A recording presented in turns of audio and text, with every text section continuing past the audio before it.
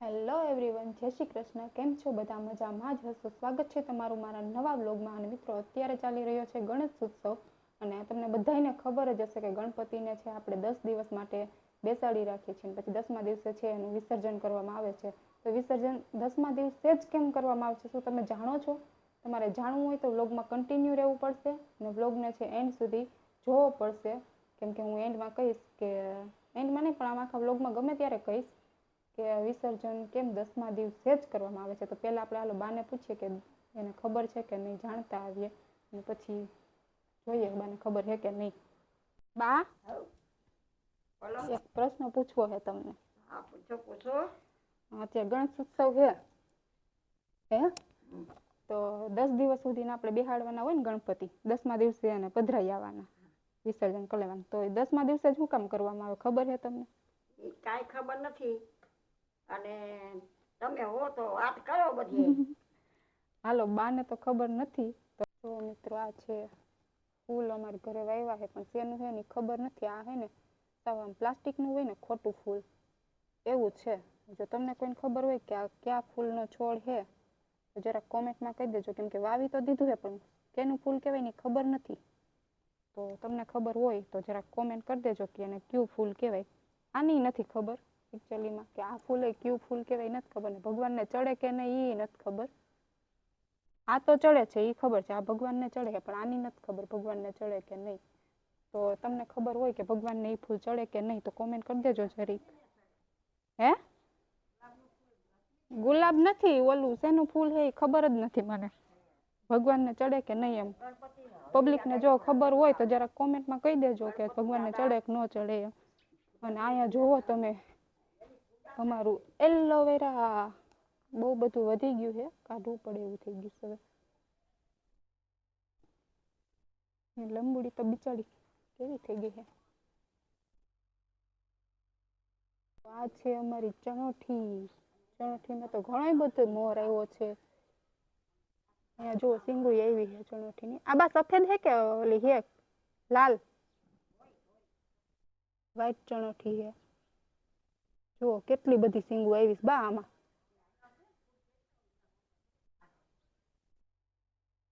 જો અહીંયા તો કેટલો બધો તો મોર છે. અને અહીંયા ઠેઠ ચડી છે આમ ઉપર ઉપર. ત્યાં છે અમારો લીમડો. લીમડો વરસાદ આવ્યો ને એટલે સારો થઈ ગયો.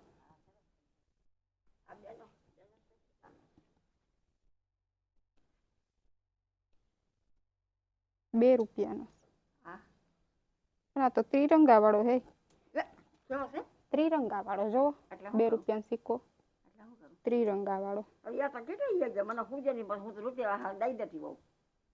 બાવન તેજી દીધા ₹10 એમાં કહે છે આ એ બેનો હે. આ જોવો અમારી વેલ જોવો તમે, પથરાઈ પડી છે. એને કાપવી પડે એવી થઈ ગઈ છે હવે નીચેથી.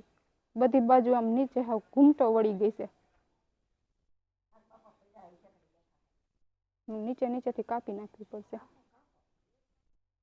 હાલો, ટાઈમ મળશે એટલે કાપી નાખશું વેલને. भैया, आपको पता है गणपति को 10वें दिन क्यों विसर्जित किए जाते हैं? पता है? चलो इसको भी नहीं पता है. लागे છે મારે જ કેવું પડશે કે શા માટે 10મા દિવસે વિસર્જન કરવામાં આવે છે. मक्का का चेवड़ा खाएगा? खाएगा? तो चल थोड़ी हेल्प कराने आ जा. आओ आओ. તું કે તો ખરી પીઝો કેવો બન્યો હતો? તીખો તીખો. તીખો તીખો. એ તો તીખું ખાવું હોય તો તીખો જ બને ને, બાકી આમ કેમ બન્યો હતો? બરી નતો ગયો હગવો. ઈ સોસ હતો. કડકડિયા બોલતા હતા હગા. કડક તો કર્યો તો કડક જ ખાવાનો હોય. આ બે ને ખાવાની ખબર નથી પડતી. આ એમ કહેતી હતી કે બરી ગયો તો, પણ મેં સોસ લગાવીને પછી એને આપ્યો તો ને એને એમ કે બરી ગયો હે. ખાલી ખાઈ જવાની ખબર પડે આ બેનને અને જો ઓલા ભાઈને, બાકી એને કાંઈ ખબર પડતી હે નહીં. દઈને એટલે ખાઈ લે, બાકી બીજી કાંઈ ખબર ન પડે લાંબી ટૂંકી. શું લઈ આવ્યા બા?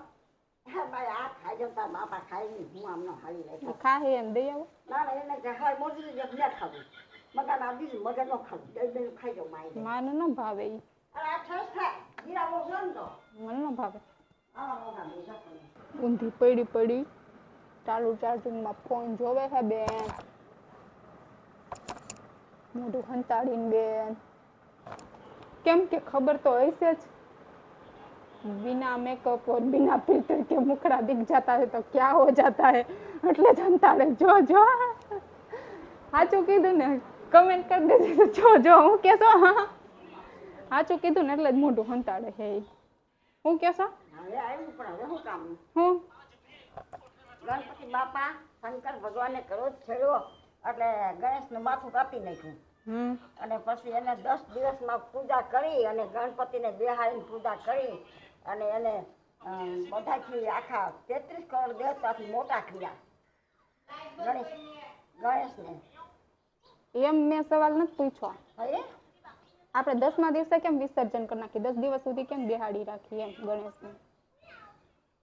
ગણપતિ બાપાની પૂજા કરે હવે બિહાર ભાદરવીમાં આવે તો મોટી કર્યા બધાથી. એવું રીઝન નથી બીજું કઈ છે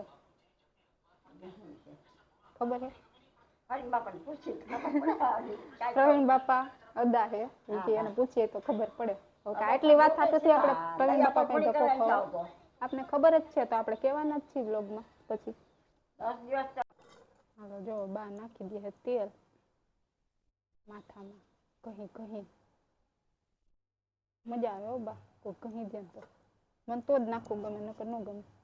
તેલ તો ઘણું જ પડે ને કોઈ માથે કોઈ નાખો છો તારમાં કોઈ ગહીને નાખી દે ને તો ગમે નકર ન ગમે. આ નથી નાખશે ને એટલે જરા વાર થઈ જાય ગરમીમાં અટાણ બધાય થઈ જાય બા. યા ગરમી ખાવા પીવાનું જ એવું થઈ ગયું. ખાવા સાચું કીધું. પીવાનું એવું થઈ ગયું ખોરાક વાળું જેની હાવ બધી તકલાદીની કાસો ખોરાક બધે ખાવાનો કાસો જ ને તમારે હાસું ન ખાધું હોય કઈ એવું ભાવે છે કોને બા કોઈ આવું ખાધું નથી આ અત્યારે કોઈને એવું ભાવે છે સાચું એવું કઈ ખાધું નથી દેખ્યું નથી માંડી ફાડા ને દહીં રોટલા ને થઈ ગયું છે. હવે આપણે માથું ઓરી આ વ્હાઈટ વાળ ક્યાંથી આવ્યો આ તારા આમાં શું ને ખૈરા આટલી એમાં સોટી ગયા. હાલો માથું ઓરી લઈ.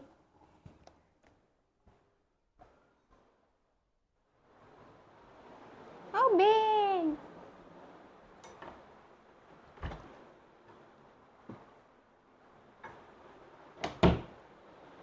હાલો માથું ઓરીને પછી તમને કહું કે આપણે જે સવાલ સવારનો હતો એ તો જો મિત્રો આપણે માથું ઓરીને તૈયાર થઈ ગયા છીએ અને આપણે બ્લોગમાં આગળ કીધું હતું કે ગણપતિજીને 10 દિવસ સુધી બેસાડવામાં આવે છે અને 10મા દિવસે એનું વિસર્જન કેમ કરવામાં આવે છે તો એનું કારણ એ છે કે જ્યારે મહર્ષિ વેદવ્યાસ છે એ મહાભારત લખવાનું વિચારતા હતા ત્યારે એને એ લખાણ કરવા માટે એક યોગ્ય વ્યક્તિને એ શોધતા હતા અને પોતાનો વિચાર લઈ અને છે ભગવાન શંકર અને પાર્વતી પાસે ગયા ત્યારે ભગવાન શિવે છે ગણપતિજીને એ લખાણ લખવા માટે આજ્ઞા આપી અને ગણપતિજી છે જે ત્યાર પછી મહર્ષિ છે વેદવ્યાસી મહાભારતની કથા છે એ સંભળાવતા ગયા અને ગણપતિજી છે એ એક જ જગ્યાએ એક આસન ઉપર બેસી અને એ મહાભારતની જે કથા છે એને લખી 9 દિવસ સુધી બેસી અને એને લખી તો એના શરીર ઉપર છે એ ધૂળ ચડી ગઈ અને જે ધૂળ ચડી ગઈ એટલે 10મા દિવસે છે ભગવાન